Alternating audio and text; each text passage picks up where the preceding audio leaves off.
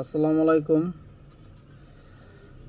বর্তমানে আমাদের সমন্বয়ক সাজিদ আলম তিনি একটা স্ট্যাটাস শেয়ার করছে। সেইখানে লেখা আছে যে রেড লাইন ক্রস করছে ইউনুস।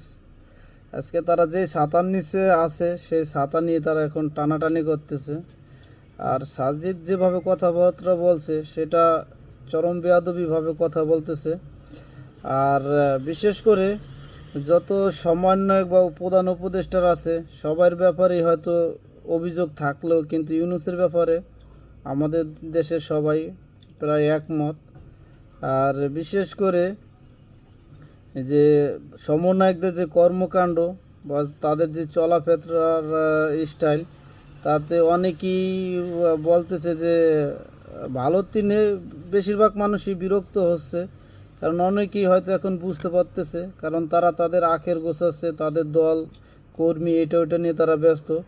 আর আরেকটা জিনিস যে 5ই আগস্টের পরে এই আওয়ামী লীগের বিচার ছাড়া তারা আমাদের দেশের জন্য কি করছে বা কি এরকম কাজগুলো করতেছে।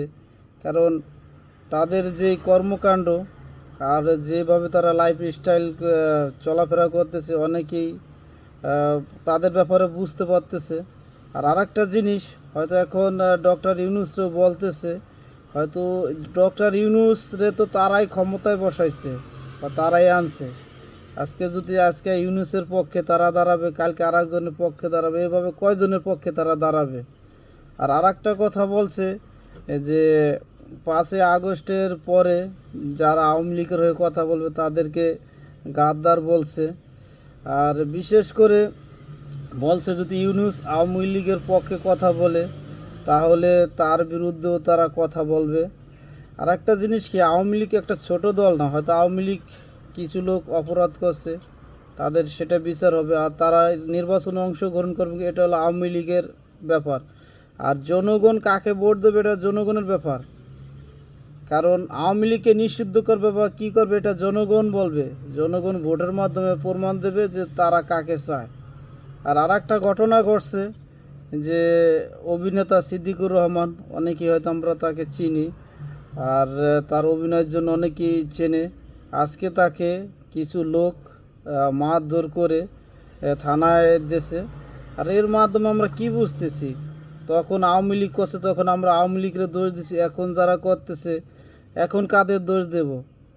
আর তারা কি শিক্ষা গ্রহণ করলো যে বিগত 15 বছর আওয়ামী লীগ ক্ষমতায় ছিল, তাদের থেকে তো তাদের কিছু শিক্ষা নেওয়া উচিত। আজকে যদি তারা এই ধরনের কর্মকাণ্ড করে, হয়তো আজ হোক কাল হোক আওয়ামী লীগ একদিন ঠিকই ক্ষমতায় আসবে, তখন তো তারা কিছু করলে তো তখন বলবে যে না আওয়ামী লীগ অন্যায় করতেছে।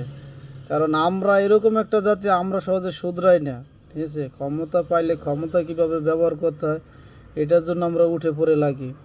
আর কি থেকে শিক্ষা নিলে ভালো হবে এই জিনিসগুলো আমরা উপলব্ধি করি না। আজকে এই যে সাকিব আল হাসান, মাশরাফি, তাদের একটা রাজনীতি করার জন্য আমরা যেভাবে মুভমেন্ট নিচ্ছি, আজকে হয়তো যারা সমন্বয়ক আছে বা তাদের যে কর্মকাণ্ড, যদি এই ইউনূস সরকার ক্ষমতায় না থাকে তখন তাদের অবস্থাটা কি হবে, তখন আমরা কি বলবো? তাই বলবো যে এখনও সময় আছে ভালোভাবে চলার জন্য। কারণ এরকম যদি কর্মকাণ্ড করে তখন তো আর আওয়ামী লীগের দোষ দেওয়ার কিছু নেই। আজকে আপনারা ক্ষমতায় আছেন, আজকে আপনারা করতেছেন, আওয়ামী লীগ ক্ষমতায় ছিল, আওয়ামী লীগ করছিল, তো দোষটা কার এটা আমাদের বুঝতে হবে। আজ এ পর্যন্তই, ভালো থাকবেন সবাই, আল্লাহ হাফেজ।